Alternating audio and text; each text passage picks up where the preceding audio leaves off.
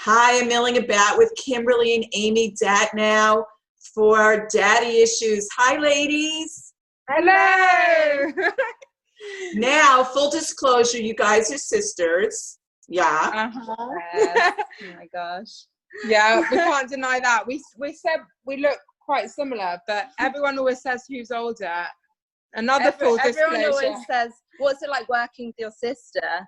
And we do argue a lot, but we never disagree on like creative decisions. So we don't disagree on anything creative, but and we can't disagree on the fact that I am older. Because everyone always asks who's older, and it's so offensive. I'm 6 years younger. I mean, that is just embarrassing. Is that a compliment to me? I'm not sure. Well, I want you to scooch in tighter since you know each other well. There you go. Perfect. So, Amy, I know that you co-wrote this and both of you produced it. So tell me how that all worked out. Well, we both we had a father that was very entrepreneurial, and we're both very creative, and we were kind of working between a creative. I was working as a journalist, Kimberly was working as an actress, but we had this kind of entrepreneurial spirit, and the film is partly about that kind of pull towards both ways. And our father died, and it brought us together. And that's how the story kind of came about, and the production company as well. Yeah, it was kind of a two-pronged approach. I think as a producer, I was always keen to do stories for the millennial generation that really speak to us, and I was super influenced by like the 90s films like Mean Girls, and in some of the, actually in the film, the boy box that Henrietta opens is a reference to that burn book in Mean Girls. We tried to make lots of references to like 90s rom-coms because we love them, but we wanted to also make something that was like felt modern and about like modern dating and what we kind of went through ourselves. Yeah, and it was really cool because this is as much a passion project as it is like something that we think a lot of people will be able to relate to. And part of putting the story together was like telling all of our friends that we were going to do this and asking them their experience on like dating. There isn't a story in there that we didn't like hear firsthand from friends. So that was part of putting the story together. So let me ask you this, how much of your real family experience came in there? Like I noticed maybe family photos were there, maybe other family members. Yeah, oh my gosh, we tried to put in our real family as much as possible. We used our dad's jumper Kimberly was wearing in one of the scenes. We used our family house for one of the scenes, and one of my boyfriend always laughs that there's like, he calls her Fake Yvonne, which is our mother. And we cast this woman, our mother's so sassy, she happened to be too busy to actually play the role of the mother, which we really wanted, which is so sassy. But we cast this lady that's literally exactly like our mother. Yeah. And when our mum watched it, she was like, oh, really? Do you really see me like that? She was great. Never. She was so good. But I think basically, it's the fact that our mother is very creative and our father was entrepreneurial, it kind of speaks very much to this film. And obviously I play Henrietta, and in real life I'm a stand-up comic as well, so not much of a stretch there. It spoke to us in that way. Yeah, definitely. And I'd also trained at Stella Adler, so I sort of used the kind of emotional trauma that having a father pass away at a young age creates, but also making this character funny, because I think you find light in the darkest moments, and that's what really touched us about telling this specific story. So did your father actually leave you a note, and did he really not believe that you were funny, and was he like not supportive of that? Well, it was more of a metaphor about like our struggle with whether he didn't approve of our creative passions as much as like our business kind of didn't. And that was kind of the struggle that we felt after he died. Like, do you continue the legacy and like of what someone wanted for you, or do you do your own thing and have guilt about it, like Jewish guilt, Yeah, and I think it's also quite a millennial. Yeah, I think it's also quite a millennial story in a way. Like a lot of people are still now going back home and living at home after university, because it's just so expensive to rent anywhere. And I think this story was sort of touches upon that as well, and upon you know, what our generation goes through. And well, there's a really good scene in it that I love. And they're like, "Are you adults yet?" And they all say no. And I feel like that's exactly what we were touching on. So it's like this coming of age story that, like, you know, you never know when do you become a grown up, you know, people are becoming old, like coming of age so much older now. Yeah. And then also, you know, the idea of like the Freud's like daddy issues and the kind of psychological impact that your parents play on you. We tried to kind of put that into this, just so that, you know, we thought that it was relatable, and we had a lot of fun making it, because a lot of the cast were also kind of on the same vibe as we were with that as well. Well, what didn't make it into the film that you thought maybe was a little too personal, a little too close to home? Oh wow, that's a good question. Well, I have to say that I think we're pretty open, but we were quite open. I think that in a way, because obviously playing Henrietta, I found that like there was a scene where I was wearing my real dad's jumper, who had passed away, and I think clothes is such a and smell is such a vivid sense that. I mean, yeah, you're up there, you're wearing your dad's jumper, you're thinking, have I gone too far? Yeah, it was like so vivid on the day that I was like, wow, this is not difficult to get into character. I know that he would have loved it, so like he wouldn't have taken that personally. Yeah. This is kind of like a woo-woo question, ladies, but like I have to go there. Did you feel like your father was around while you were making the film? Oh my God, it was such good grief therapy. I can't tell you. Definitely, like it was such an emotional journey, honestly. Yeah. Yeah. I mean, it's so special. Yeah. As much, and that's why I think, because, you know, sister production companies, there's not many of them. I think that actually we might be one of the only real sister production companies. There's a production company called Sister Pictures, but they're not actually sisters. They're brilliant. They did. And then we argue and we say, oh, this is why there's no sister production. But I think, you know, and I think that's, to answer your question, I think that's like a massive part of how we felt our dad was with us, because, you know, blood related and making a story about a father, you know, I saw a lot of things about Amy that I thought were mannerisms that dad had, and so he's within us. And our parents we can't get away from that. And we're within them, probably. Absolutely.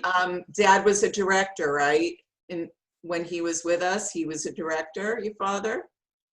He was a director of a company, so he wasn't in the industry, but he always had a very keen interest in film and books and literature. So but he was an entrepreneur. Businessman. Now, I know, Kimberly, you played a waiter once in Grey's Anatomy, and I think you had like a little dig or a little inside joke in this film about Grey's Anatomy. Yeah, that was fun. Yeah, that was fun. I mean, we there was a lot of the scenes where we sort of did some improv work as well, so I think that it wasn't originally written in the script, but then I think just, you know, we did 4 takes, and the 5th one we did like a fuck it theory, where we were like, okay, well, this time. And then we ended up cutting quite a lot of those like ad-lib things into the film, because we just like that organic feel. Yeah, so that was one of those moments. That's such a good spot. So tell me about some of your favorite moments shooting. Oh my God. Well, there's so many. But Jason, that was hilarious. Yeah. We one of the actors, Peter Jason, in the film, who was in an adaptation with Meryl Streep, and he's done he was in Deadwood, one of the main characters, and I think he was practicing a lot, you know, about. Yeah, we really admired him, and we were quite a young like the director, this is her first feature film, so we were really excited for him to come in, and we all sat with him afterwards, and we're eating like the set design like ice cream, and he was telling us like stories for hours. It was so fun. Yeah, stories about Orson Welles when he used to know Orson Welles, and yeah, the kind of stories that you're like, that's old Hollywood. Yeah, that is old Hollywood, and like a great story. Yeah, it was so good. And now, Amy, you actually had a role in this film, didn't you, also? Yeah, I didn't love being in front of the camera, but Kimberley really wanted me to have like a little mark in it. So, and my mum's always saying to me, why weren't you in it for longer? I'm like, Mum, I'm not an actress. She doesn't seem to understand like the filmmaking process. It's so funny. Yeah, that was also a little inside joke for Amy to be in it, because we really wanted her to have a cameo, but it's the most meta thing when Amy, that like, she's taking a selfie within the film. So we thought that was sort of a bit of an inside joke about the culture that we live in, and this Instagram world, you know, that we find ourselves stuck in, of like people. I love the way our characters don't connect at all. We're just like past each other. Yeah, it's like no connection, but in the same scene. It's like yeah. But it was a bit of an inside. Yeah, it was a bit of an inside joke. Yeah. So now you guys obviously come from England, yeah? Whereabouts? Mm-hmm. London. Yeah. Beautiful. And do you make your home now in Los Angeles? We go between quite a lot, actually. We love LA. My boyfriend's from LA, and he's just moved to London, so we feel quite connected to LA. Yeah, one day we'll move back. I think we bring LA to London at the moment. Yeah. My friends are like, you can't wear this much, like, not black. It's not okay. Yeah. They're so different as well. You literally get a culture shock when you go from one to the other. Yeah. It's quite funny. Yeah, we've got a lot of favourite shops in LA, so we'll shop there and then we'll bring it back to London. Everyone's like, where did you get those clothes from? And they're like, oh, it's a bit far for me to go and get the same one. But it's like do you bring your English sensibilities to the set, and then people, because I'm such an Anglophile, I have to tell you. Oh, really? Yeah. Yeah, we did. Well, we shot in London and LA, so we were able to do both. The director actually hadn't been to London before we took her, she came to shoot. And we had a bit of a challenge trying to make things matched up, like looking the same between, as though it's the same film, because we had to use two different DPs, and obviously the light's so different, and all those were a bit challenging. But it definitely made it super interesting, and both cities are so photogenic, like, so we were really excited to have them both on film. And it was also really good because all the actors that we cast in LA are all triple thread, so they could all sing, and so on set at the end of the shooting, we'd all sit around and like play the guitar and jam, and that was really nice. Things that was really nice. But yeah, and shooting the scenes in London were like, when is it not going to rain? Let's try and get that out window. And in LA it was perfect weather all the time, so we're really lucky. It looks so good on camera. So are you guys sharing a flat, or you're just came together for this? No, we're just together at the moment. Yeah, we isolated together, but then we don't usually live together, but we see a lot of each other. We get on really well, which is really lucky. Yeah, we actually share a dog, which is so ridiculous.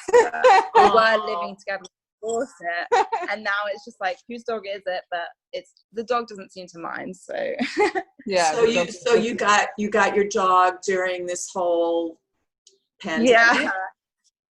Yeah, she's amazing. Do you know what an Italian Greyhound is? It's like a mini. Yes. Yeah. Such personality. Yeah, she's so small. She actually has an Instagram page, Oshi the dog. Yeah. And like, oh my god, so ridiculous that you set that up, Kimberley. Like, I just thought, because so many people were asking me what's your dog's name, like how old is she, and I thought, okay, right, I'm gonna do an Instagram page, and just because there's so many cute pictures. So well, dogs are so healing, right? They're just the best. Yeah. And speaking of healing, did you guys come out of this film with a sense of catharticness Am I saying the right word? Yeah, definitely. Oh my God, I found it so cathartic. Like the whole journey, being able to make art about something that was difficult, and like it was the only way that I felt like I could come out the other side. Like in any, did you feel like that too? Yeah, I think that we like to do projects that in some way have that kind of element to them. Yeah. Because I think that humor it's so important to find the both sides of the tragedy and the comedy in situations. So I think that's what brought most of the comedy to the film. And I mean, it was cathartic shooting, and then obviously the whole production process, having been with the film from beginning to end, we're now celebrating everything that we've been through, and really excited for the next steps for the film, because we're really proud and happy with the finished product. So really quick, I went over a little bit, but tell us where we can see Daddy Issues. Where can we find it? So Daddy Issues is available on iTunes, and also hashtag Daddy Issues the movie. Yeah. There's quite a few Daddy Issues. We are we're available on iTunes, and we're on other Instagram. VOD platforms, and you can find us on Instagram, and you can find all the info there. Clean Slate Productions on Instagram. But check it out. It's available on the 23rd of June, but at the moment it's on pre-sale at the minimum price of $4.99. Beautiful. Kimberly and Amy Datnow, thank you so much for joining me. Thank you so much for having us. It's lovely to speak to you. Bye-bye. Bye. Bye.